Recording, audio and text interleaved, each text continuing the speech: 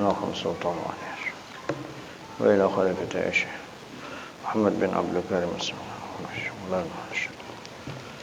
والشيخ الشيخ مربي الشيخ محمد زين بن عبد الله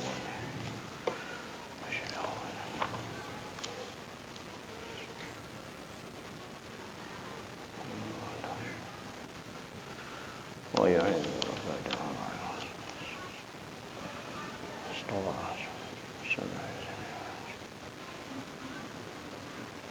الفاتحة. أعوذ بالله من الشيطان الرجيم.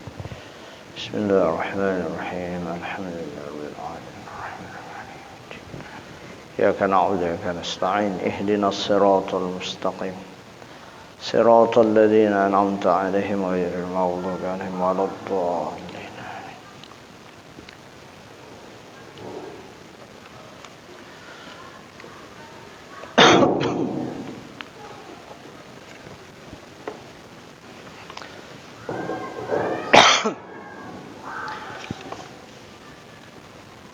Assalamualaikum warahmatullahi wabarakatuh. Bismillahirrahmanirrahim. Alhamdulillahilladzi rafa'a bil ilmi unasan wa adalla bil jahli akharin wa ja'ala ilmal fiqhi imadan li hadzal din wa usalli wa usallimu ala sayidina Muhammadin Sayyidil Anbiya wal Mursalin wa ala alihi wa ashabihi wat tabi'in amma ba'd. Rabbi israh li sadri wa yassir li amri wahlul 'uqdatam min lisani yafqahu qawli. Bapak-bapak, ibu-ibu, saudara-saudara jamaah salat fardu maghrib dan jamaah majelis ta'lim Musalla Al-Fat yang dimuliakan Allah. Pertama-tama kita mengucapkan hamdalah alhamdulillahirabbil alamin. Sebagai tanda syukur kita kepada Allah Subhanahu wa taala atas segala nikmat yang telah diberikannya kepada kita. Nikmat yang terbesar, nikmat iman dan Islam. Kemudian nikmat kedua, nikmat kesehatan. Yang ketiga, nikmat harta materi yang halal diberikan kepada kita. Itu semua nikmat Allah Subhanahu wa taala yang wajib kita syukuri. Kemudian salawat dan salam kita sampaikan kepada junjungan kita Nabi besar Muhammad sallallahu alaihi wasallam dengan ucapan Allahumma salli wa sallim wa barik ala Sayyidina Muhammadin wa ala alihi wa sahbihi ajma'in. Atau ucapan yang mana sampian hafal asal salawat kepada Nabi, sudah berarti kita telah menyetor nama kita kepada Nabi dan otomatis kita pun akan dinazar, diperhatikan oleh Allah Subhanahu wa ta'ala.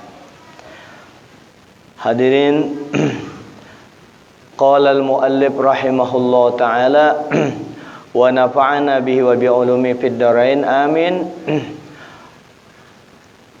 Ma la yusannu fihi al-jama'ah karawatib wal karawatibil qabliyah wal ba'diyah.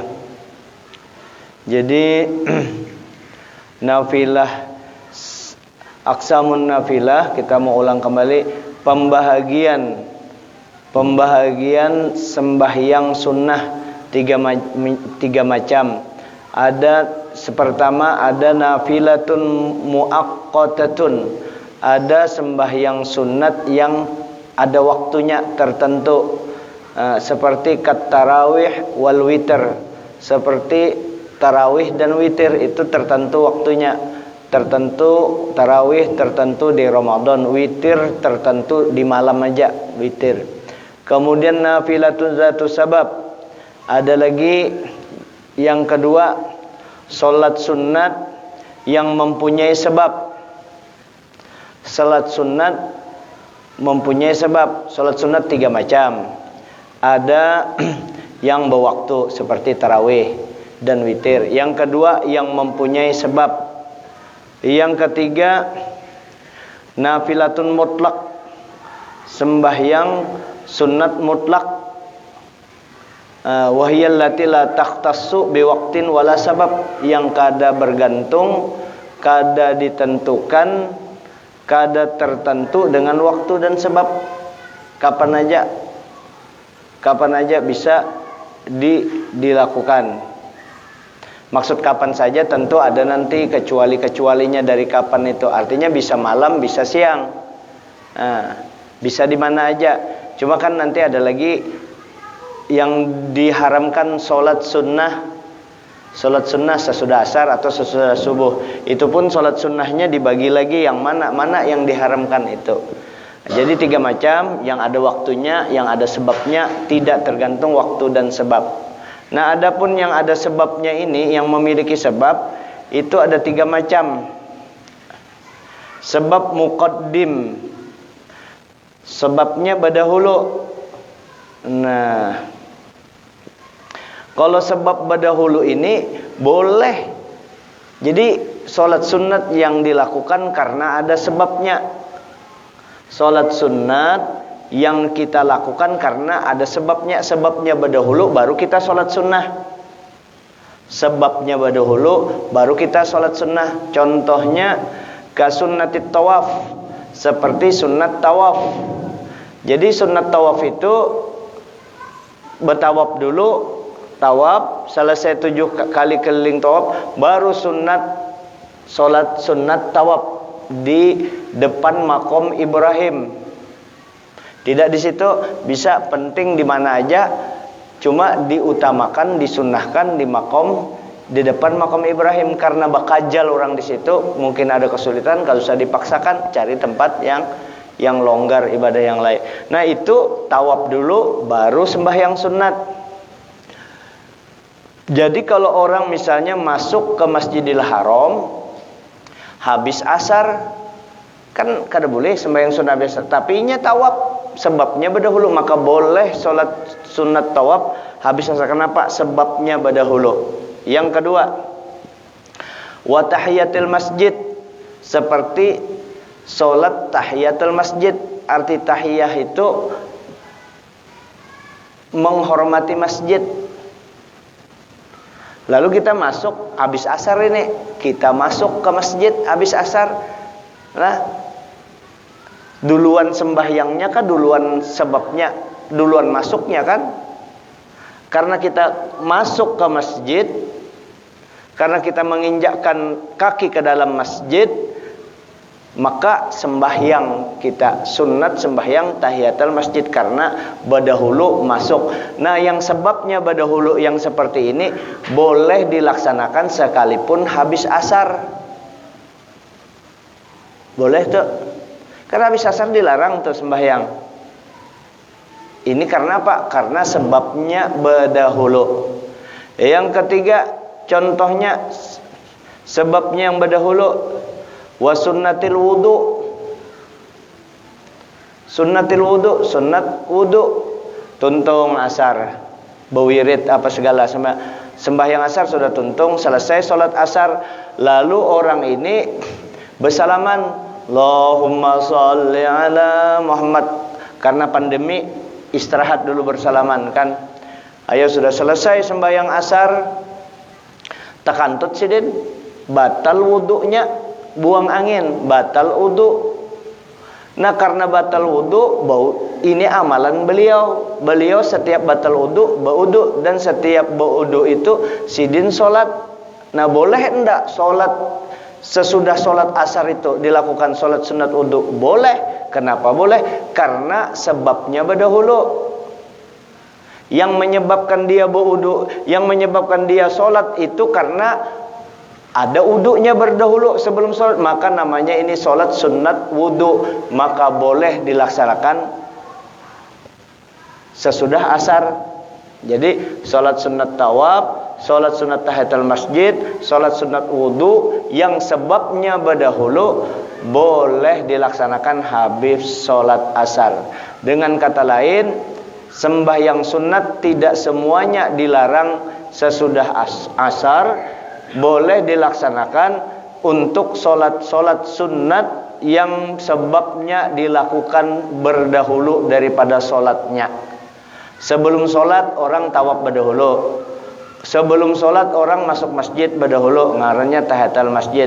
Sebelum solat dia batal wudu, berwudu, maka gara-gara berwudu itu dia solat, sebab wudu dia solat, maka itu boleh dilaksanakan setelah solat asar.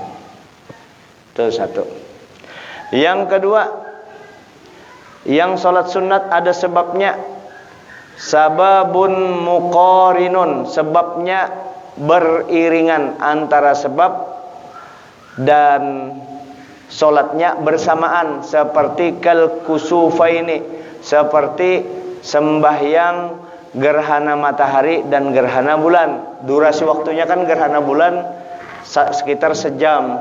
Berapa jam kah tuh, kada tahu juga lah kemarin tuh. Nah, lalu pada saat gerhana, pada saat itu juga kita sholat. Karena gerhana kita sholat, tapi sebab dan perlakuan sholatnya bersamaan.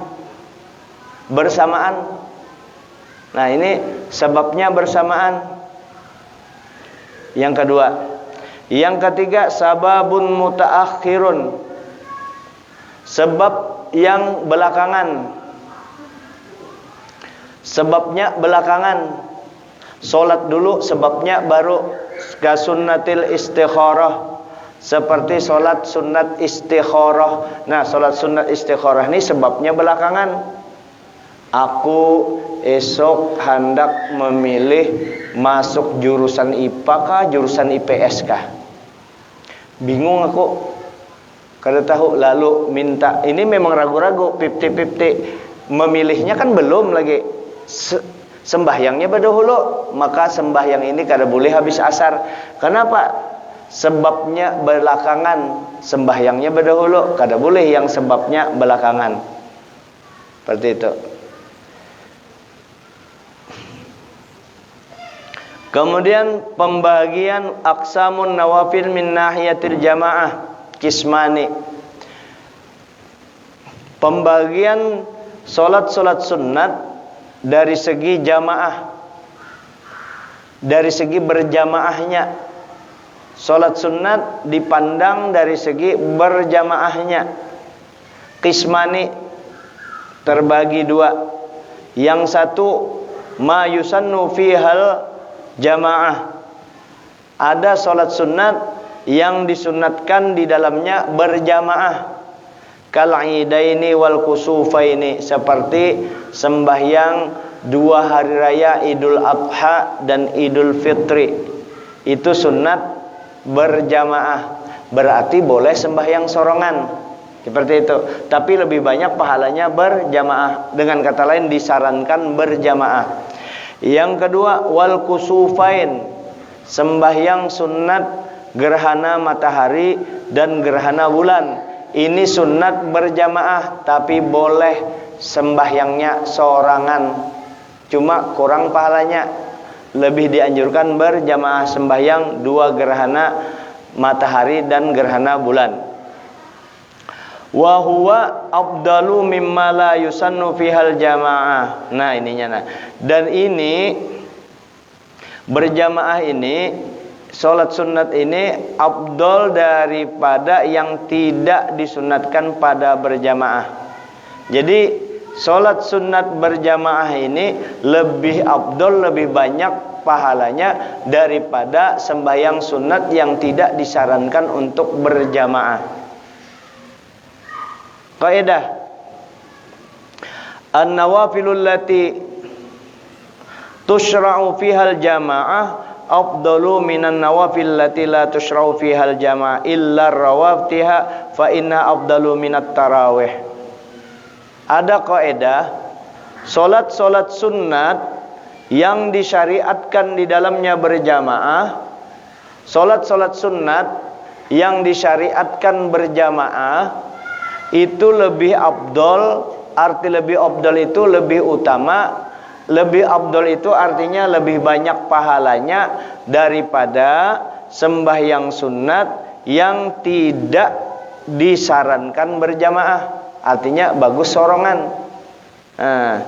Kecuali ada solat sunat yang tidak berjamaah itu lebih afdol, yaitu illa rawatiba, kecuali sembahyang sunat rawatib. Fa innaha afdalu minat tarawih, karena sesungguhnya rawatib itu lebih afdol daripada tarawih. Ini ada pendapat di sini. Lebih afdol daripada tarawih. Tarawih itu kan ganal pahalanya. Sembahyang sunat rawatib itu ganal juga. Kenapa solat sunat rawatib ini dianggap afdol? Karena Nabi tidak pernah meninggalkan solat sunat rawatib tersebut. Yang mana aja solat sunat rawatib itu ada 24. Ada 10 yang muakkad, berarti 14 gair muakkad. Karena ada pembahasan salat tarawih, karena ini pembahasan salat sunnah. Dianuai dulu lah.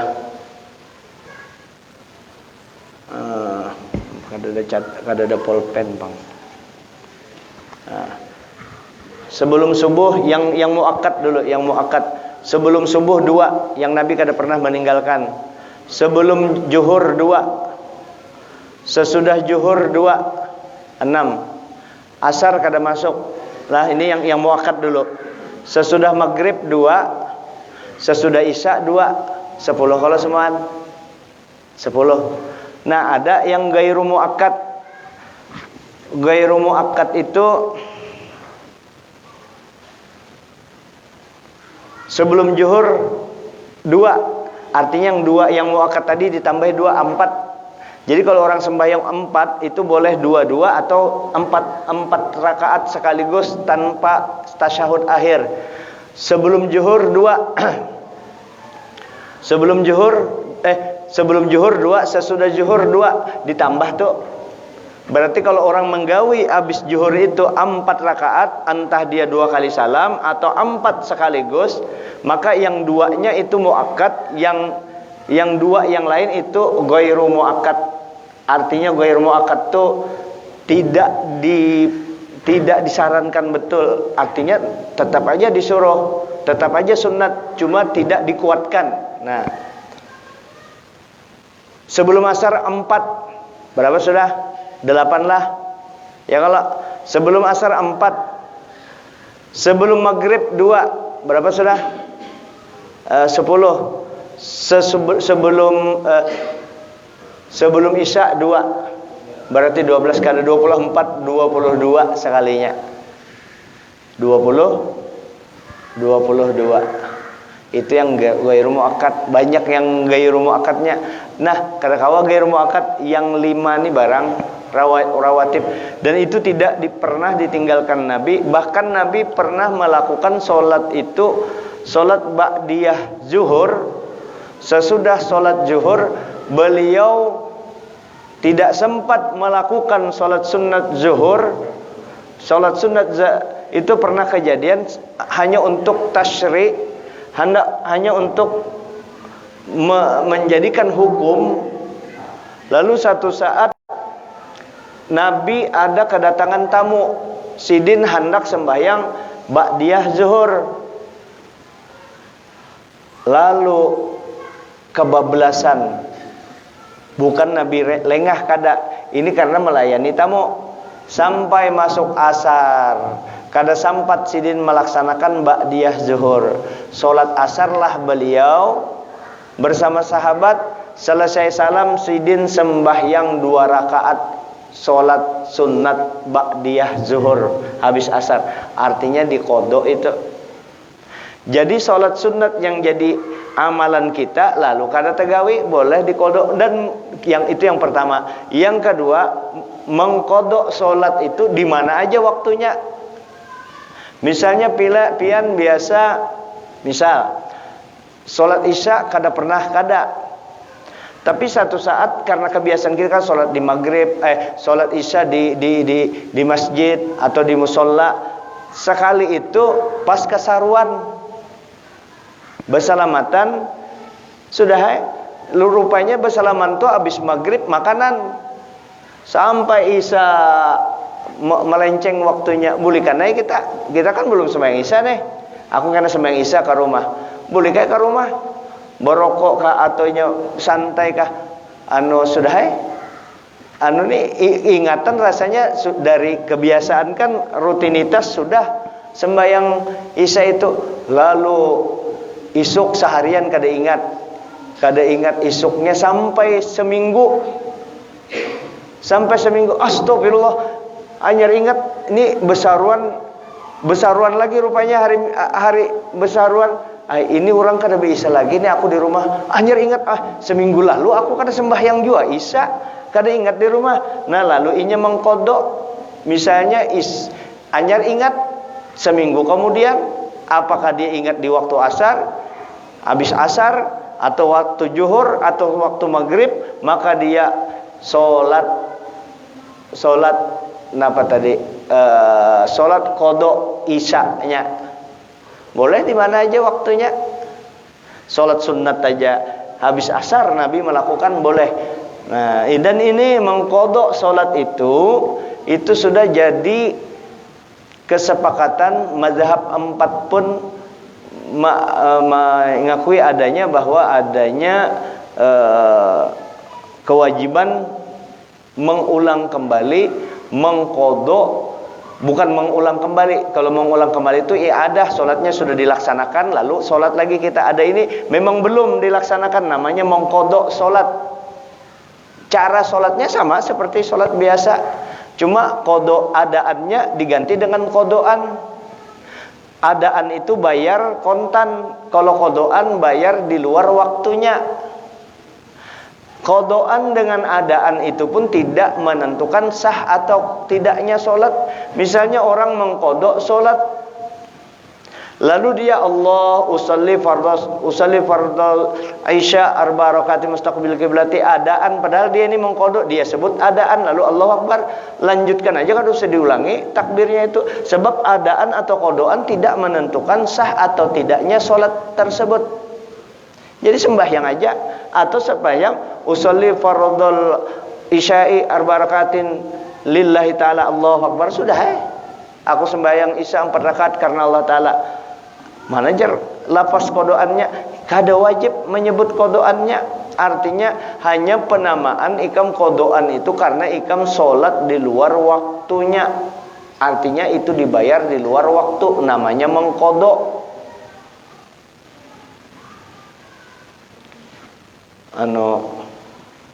Ini kamu kubari 200.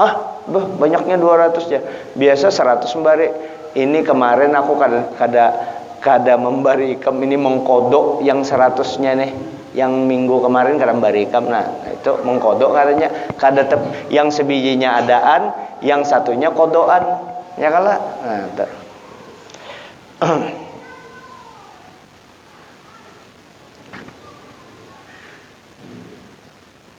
Isya 39, berarti 17 menit lagi.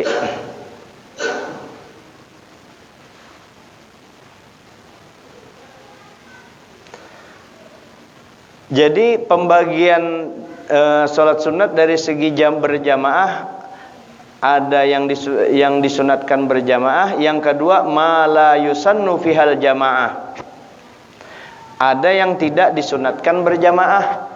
Seperti karawatib, seperti sholat sunat rawatib qobliyah wal ba'diyah, kada disunatakan. Ada hikmahnya juga bang.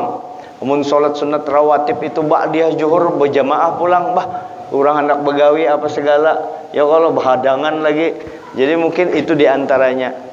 Jadi rawatib tidak disunatkan. Pernahkah pian mendengar orang sembahyang sunat rawatib berjamaah? Kada ada kalau. Nah, jadi kada disunatkan.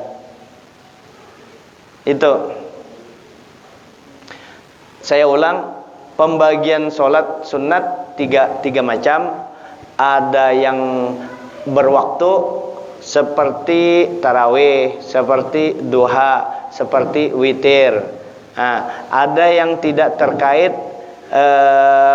ada yang terkait dengan sebab. Nah, penyebab. Kalau tadi ada waktunya, ini sebab tawaf sembahyang, sebab berwudu sembahyang, sebab tahiyatul masjid sembahyang. Nah, ini boleh dilaksanakan habis asar karena sebabnya duluan. Ada yang tidak terkait dengan sebab dan waktu, namanya salat sunat mutlak. Salat sunat mutlak ini usolli sunnatar rakaataini lillahi taala, tidak terkait dengan apapun. Sengaja aku sembahyang sunat 2 rakaat karena Allah taala. Jadi ujar kawal yang seikung, salah itu jar. Maka ini salat mutlak harus diandaki, harus dibuat, harus dimasukkan lafal mutlaknya, niat mutlaknya. Usolli sunnatal mutlak rakaataini lillahi taala, iya kada apa-apa juga. Usolli sunnatar rakaataini sah aja. Yang usolli sunnatal mutlak ya sah juga. Supaya jangan bebenturan di fikih itu. Minta maaf lah. Coba ulun mengajar di Brunei, jakanya ulun mengajar di Brunei, tidak bakalan ulun menyebutkan perbedaan-perbedaan ini. Sudah sampaikan menurut mazhab Syafi'i salah saya kada anu di lingkup paksa disebutkan karena di komunitas kita ada komunitas Wahabi, ada komunitas Muhammadiyah, ada komunitas yang lain-lain yang perlu kita hargai ibadah mereka masing-masing. Kan seperti itu. Supaya kita jangan bahantam. Kalau di Brunei satu warna aja. Kalau kada Syekh Abdul Somad Al-Palembani, Syekh Muhammad Arsyad Al-Banjari yang dipakai. Tuh. Asy-Syafi'i murni asli. Kalau di sini ada Syafi'inya, ada Malikinya, ada Hanafinya, ada Hambalinya. Cuma minta maaf, yang Maliki, yang Hanafi, yang Hambali Indonesia kawe berataan. Alias kadang-kadang ikut-ikutan, gurunya kada jelas yang mana anunya. Cuma biasa dipakai memang itu, memang ada hukumnya. Memang ada.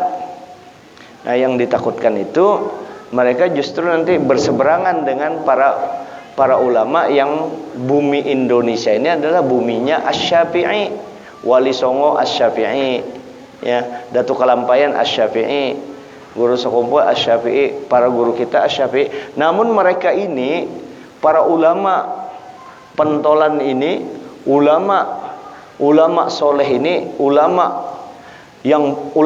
besar ini, mereka bermadzhab Syafi'i bukan berarti tidak menghargai 3 mazhab itu, karena mereka tahu seperti Imam Hanafi, Imam Malik, Imam Ahmad bin Hambal, mereka sangat memuliakan, sangat mengagungkan dan memang diakui di kalangan Ahlus Sunnah wal Jamaah itu bahwa 4 mazhab ini boleh kita jadikan sandaran untuk beribadah menghadap Allah. Dan jangan lupa bahwa 4 mazhab ini lah bukan artinya kita ikut kepada Imam Malik, Imam Hanafi, Imam Syafi'i atau Imam Ahmad bin Hambal, bukan berarti kita membelakangi Al-Quran. Kada. Itu justru kita mengikuti Al-Quran secara benar, karena yang 4 ini membimbing kita ke situ, bukan ikut ya cara mereka memahami Al-Quran praktisnya melalui siapa? Melalui 4 mazhab ini. Nah, di antara 4 mazhab itu di Indonesia Asy-Syafi'i. Kenapa Asy-Syafi'i tumbuh subur di Indonesia? Di antara sekian alasannya adalah karena Indonesia negara di mana banyu nyaman di sini. Dan Imam Syafi'i itu ketat banar di banyu. Sedikit.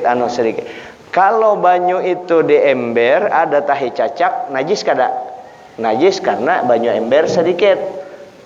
Tetapi di mazhab Maliki kada apa-apa itu, kada najis, bolehlah dipakai mazhab Maliki. Boleh, tapi minta maaf lah, ini bukan ini sekadar buka sedikit aja, dibuka keran itu, keran perbedaan itu. Kenapa? Boleh. Kenapa boleh? Akhirnya mazhab Maliki, mazhabnya Ahlus Sunnah juga. Boleh kita pakai supaya kita kada terlalu sempit, kita terlalu sesak melihat ketika ada orang berbeda jauh ibadahnya dengan kita Asy-Syafi'i. Selama itu masih dalam koridor 4 mazhab ini, kita akui aja, berarti dibatasi lah. Oh, kada gampang 4 mazhab, 1 mazhab aja kam kada tuntung belajarnya. Dibatasi sebenarnya kita harus luas. Ente baca Quran aja kada bisa, harus luas bualan. Bermazhab kada mau, ya apa ikam? Wajib kita ini bermazhab karena kita kada tahu di apa-apa, di Quran kada tahu, di hadis kada tahu. Sama-sama kada tahu. Lagi kemana? Mau kada mau ikut dengan ulama sesuai dengan tuntunan Quran. Fas'alu ahla dzikri in kuntum la ta'lamun. Bertanya ikam kepada orang yang paham Al-Quran. Ahla dzikir itu ahli Quran itu.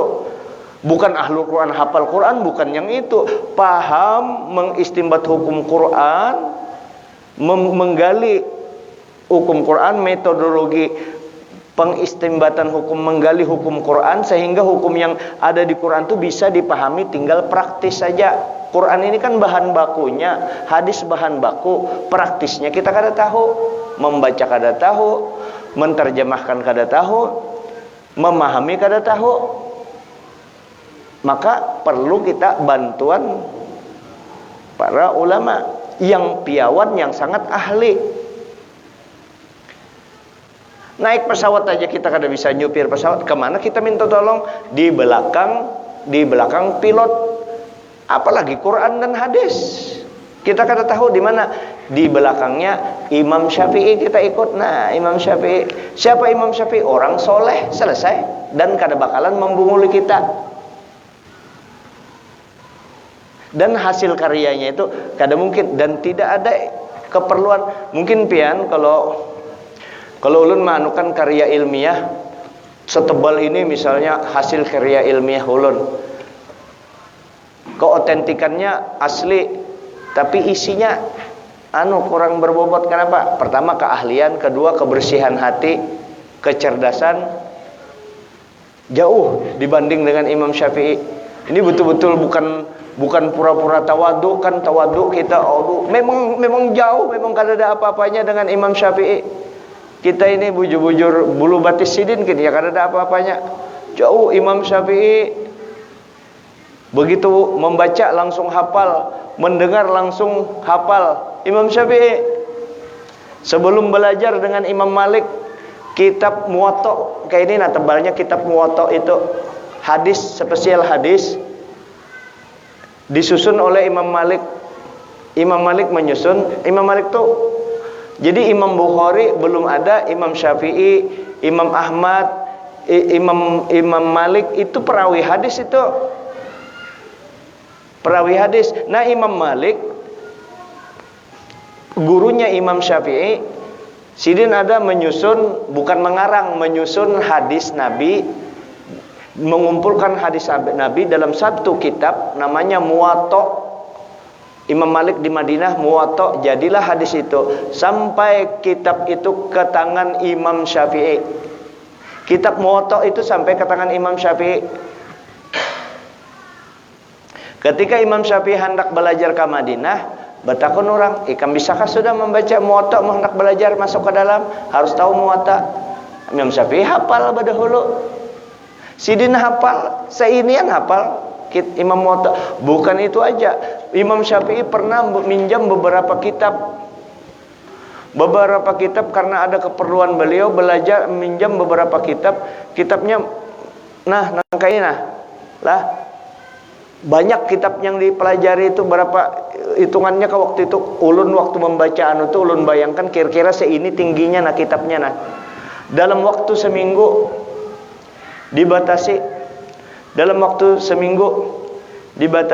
dibolehkan sidin sudah kitab itu dalam waktu seminggu.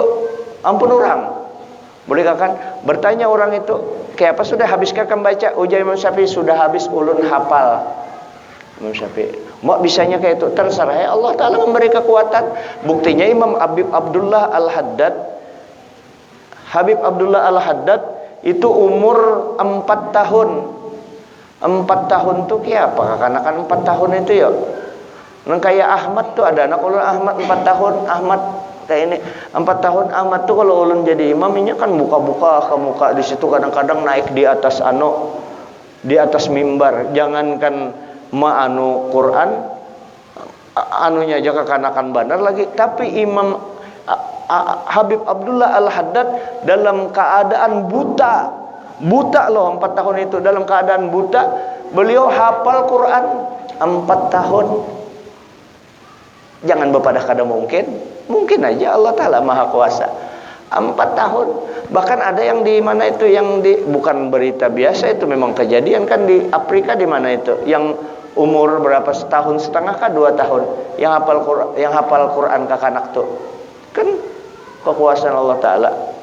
Jadi jangan khawatir. Cuma kita ini disuruh jalan manual. Itu orang tertentu kan yang diberi Allah Ta'ala. Ada kita ini kan manual, harus tahu, harus belajar. Kalau kada belajar, kada bisa. Kalau kada bujur-bujur, mana bisa baca Quran. Menuntut ilmu, kalau kada menuntut, mana tahu. Sembahyang sunat nih aja kan usah aja ulang-ulang, karena ini agak rumit kan anunya tadi. Diulang-ulang itu supaya kita, oh sembahyang sunat tuh kayak ini. Minimal kita tahu sebagai ilmu. Ketahu. Malah ilmu yang lawan pian, yang pian bisa terapkan itu lebih manfaat banar kalau pribadi hendak memakai. Kalau ulun kan masih ada intriknya. Intriknya apa? Intrik pribadi, karena mahafal ini karena ada keperluan masyarakat, kada nyaman, kada menjelaskan dengan lalu di itu kan ada Jadi memang agama ini kada kawa main-main, harus memang bersih hati. Harus bersih hati. Yang menyampaikannya harus bersih. Yang inilah, yang memberiakannya harus bersih. Ulun menjelaskan tentang kesabaran, sabar. Menjelaskan kita harus bersifat sabar, kita harus bersifat ramah. Tapi ulun penyarikan, apa kabar? Ya lah. Ulun melajari pian tasawuf, ya, ilmu tasawuf. Tapi ulun bergantung lawan pian. Ulun bergantung lawan pian. Lawan pian berataan. Ulun bergantung lawan pian. Maka melajari ilmu tasawuf, ilmu tinggi lagi. La fa'ila illallah. Tidak ada yang melakukan, hanya Allah. Gerak dan diam kita hanya kepada Allah. Tapi mata melirik ke dompet murid. Apa kabar? Tapi seorang memalar murid, memalar murid, ujar Banjar memalar murid. Anak mulah rumah, karena ini murid kan, dipalarnya aja murid, suruh-suruhnya murid, bari duit kada. Ya kalau ini murid nih sewa menyewa taksi, 60 muridku gratis, cari. Kalau perlu orang lain suruh ke situ. Itu caranya. Amal memalar murid itu, guru beratan tuh melajari itu. Guru di Martapura termasuk mama ulun juga. Mama jangan berharap lawan orang. Selesai selamat tuh pian. Minta maaf bukan menasihati, ujar guru. Kita selamat tuh, agama kita selamat kalau kita kada bergantung dengan orang lain. Kalau kita kada bergantung dengan orang lain, pribadi kita. Tapi ketika kita untuk kepentingan orang banyak, ada disebutkan dalam hadis Nabi,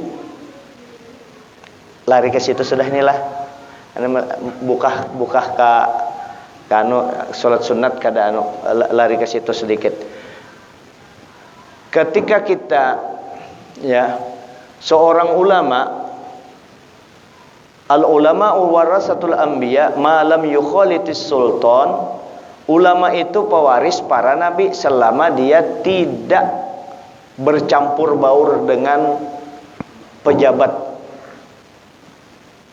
Baru itu pewaris para nabi. Nah, hadis ini, ulama ini mengharamkan dirinya bercampur. Yukholid di dalam bahasa Arab, yukholid itu percampuran yang sulit dibedakan. Nah, ini banyu teh. Nah, ini namanya yukholid. Ini yukholid ngarannya bercampur tanpa kadada apa anunya. Kada kaulah memisahkan antara teh gula, ada gulanya, dengan banyu, ngalih kaulah dipisah. Nah, ini yukholid nangka ini kada boleh bercampur dengan pemerintah. Kalau yujawir, ada gubernur, ada presiden, inyo yang mendekati kita, atau kita mendekatinya, tapi kita kada, tapi tetap basah. Nah, inilah tangan nih yujawir. Nah bercampur adalah berubah tangan ulun. Kadang-kala tapi basah juga. Pahamlah kita. Tapi basah juga, basah artinya ada juga yang kada anunya, artinya kita tetap diani orang apa disambati orang memang siap ikam tiwas ikam nak bergabung, tapi nya yujawir kada menjilat. Yujawir, bahkan yang yujawir kayak ini pernah dilakukan salah seorang ulama, khalifah itu diciumnya batisnya. Bayangkan ulama besar, wali besar mencium batis khalifah. Kenapa? Tapi jangan dilakukan ini. Ini Sidin membuktikan bahwa kada semuanya dilarang itu. Sidin mencium batis khalifah itu ketika ada kepentingan masyarakat. Kesianinya kalau kada kucium khalifah ini banyak yang ditabasnya bubuhan ini. Bubuhan nih. Makanya kita dewasa dalam memandang ini. Ada yang mengarasi inya kada mau mukhalid tadi. Dan inya kada mau yujawir, kada mau bercampur sama sekali. Ada yang kada mau, jangan disalahkan itu. Ada yang bercampur juga. Maka yang kada mau bercampur sama sekali dengan yang bercampur ini yang yujawir tapi kada mau khalid, inya jangan dipadahkan ini bertentangan. Ini ada jalannya juga. Yang kada kawa itu yang mukhalid. Siapa mukhalid? Contohnya kadusa lagi, kadusa yang anuan Abu Janda tuh. Itu mukhalid itu. Mukhalid. Minta maaf kada menuduh lah. Sebab itu gara-garanya rancak menghinakan umat Islam tuh yang dibelanya. Nah, ya kada boleh. Jadi yujawir boleh. Nah, artinya kayak ini bubuhannya yang kada di pemerintahan nih. Artinya kalau bisa kadusa mencari-cari berparak dengan pejabat itu. Tapi kalau terparak kayak apa ya kalau pakai yang yujawir tadi bisa kalau dipahami. Asal jangan mukhalid ikam korbankan, harga diri dikorbankan, agama dikorbankan, ke Allah Ta'ala dikorbankan. Di mana anak tasawuf kita. Makanya uja guru tuh gugur gawinya ini yang ianya. Gawinya ini yang ianya. Jadi ketika ada orang yang yujawir bisa tinggi derajatnya, kita menarik diri daripada pemerintah. Tapi ada orang yang bergelut dengan pemerintah, tapi inya banyak pahalanya daripada kita. Karena apa? Inya banyak kepentingan umat Islam dengan berkawal dengan pemerintah itu banyak manfaatnya masyarakat dapat dari itu. Contoh guru ibad bahari, guru ibad Sidin di MA, Sidin di Golkar. Ya, di politik lagi, tapi Sidin banyak membela kepentingan Sidin banyak untuk kepentingan umat Islam. Yujawir sama sekali Sidin orangnya lagi. Tapi Umar bin Abdul Aziz bukan bergabung dengan pemerintah, Sidin lagi yang pemerintahnya, khalifahnya. Bahkan itu jadi kebanggaannya Imam Ghazali rahimahullah ta'ala. Jadi jangan disangka banyak juga pejabat itu yang wali Allah Ta'ala. Karena itu dijadikannya perahu untuk menuju Allah Ta'ala. Di sini aku bisa berbakti. Mungkin minta maaf, minta redha. Ini mungkin pembekalan singkat benar. Pembekalan singkat untuk kita, untuk anak-anak kita. Pembekalan singkat sedikit lagi. Pembekalan singkat untuk kita dan anak-anak kita. Kalau anak kita hendak jadi karena kita kan rata-rata bubuhan kita ini terobsesi hendak jadi PNS. Kalau anak kita hendak jadi gubernur, kalau anak kita hendak jadi wali kota, anak jadi camat, anak jadi macam-macam yang Pak Saring itu yang mudah untuk jalurnya itu. Kalau anak kita atau keluarga kita hendak jadi anggota DPR, pembelajaran singkat kayak ini bagi orang yang ada basic agamanya. Kayak ini aja padahi kayak apa bah ulun nak jadi anggota DPR, kayak ini nak kalau ikam hendak jadi itu jadi ini, kayak ini aja. Kalau ikam masuk ke situ, jadi itu bertambah dekat ikam dengan Allah Ta'ala. Artinya ada manfaat pahala ikam, ada tabungan ikam gasan di akhirat ikam bertambah. Kalau dosa bertambah banyak, jadi pokoknya ada positifnya, ada untungnya di situ, untung untuk akhirat. Maju jangan kada. Tapi kalau kira-kira ikam masuk di situ maksiat kepada Allah, akhirat ikam berkurang, ikam melanggar hukum Allah Ta'ala, kira-kira di situ ikam rasa-rasa, jangan diumpati. Selesai. Terus kalau ikam jadi bersyukur, ikam jadi sesuai dengan kalau ikam sudah kayak itu tadi, tujuan ikam masuk karena untuk supaya tambah dekat kepada Allah, sebagaimana Umar bin Abdul Aziz, ya, walaupun kita kada seperti Umar Abdul Aziz mengikut jejak langkah beliau, kalau ikam tambah dekat kepada Allah, ayo. Kalau tambah jauh kepada Allah, jangan. Itu satu. Lakukan, ikut, amun kada jangan mundur ikam. Jadi kita kada memaksa. Terus perlu ikam ketahui, andai kata ikam jua masuk ke anggota situ karena Allah Ta'ala jua, karena ingin menambah ketakwaan kepada Allah, tambah dekat kepada Allah, ya, tapi tetap aja ikam kada sehusuk bahari lagi beribadah karena banyak pikiran. banyak pikiran. Nah, nangka itu jangan dibela-belai anak seorang mahulu akan guru, bisakah masuk ke situ, anak ulun dianuakan, anak seorang kan lebih pintar, guru disuruh dikajal kayak apa, guru dijadikannya bulan-bulanan, guru ya Allah ya Rasulullah kayak apaan, dikajal anak, kada bisi spesialisasi, kada bisi skillnya di dalam jangan. Kita ini jalur ada rezeki di tangan Allah Ta'ala. Rezeki bukan di pemerintahan, rezeki itu diandak, diletakkan Allah Ta'ala 90% di perdagangan, diandak Allah Ta'ala. Ini kadang mau kada jadi pegawai negeri, mau kayaknya mak nang kaya Tuhan aja lagi, ulun yang jadi pegawai negeri aja hendak ampeh seorang pula. Jadi sudah yang ada jalur rezeki di tangan Allah Ta'ala, diperkuat. Maksud ulun tuh yang kita yang ada bakat mencari duit, jangan kada amalan pian itu mencari duit. Yang sugih amalannya mencari duit. Beribadat semampunya, tapi kalau bisa beribadah jua itu kada kawa sudah, itu angkat tangan itu. Nah, berhormat benar kita. Mana sidin ahli ibadahnya lagi, sidin lagi ahli duitnya lagi membagi Nah, kada kawa apa sudah. Nabi pernah ditakuni, "Kenapa itu ya Rasulullah?" Ingat kami sembahyang 4 joynya sembahyang, kami beribadah 4 joynya beribadah. Orang tuh luar biasa ya Rasulullah. Tapi yang kada kawa kami ini inya luar biasa sama aja dengan kita, parak dengan dia. Cuma yang kada kawa kami turut itu inya berduit. Nang kayak apa itu ya Rasulullah? Jalurnya. Nah itu ya Rasulullah. Setomatul itu amun itu kada kawa lagi aku bepandir itu Allah ampun urusan itu anugerah Allah Ta'ala sudah kada kawa dia apa-apai.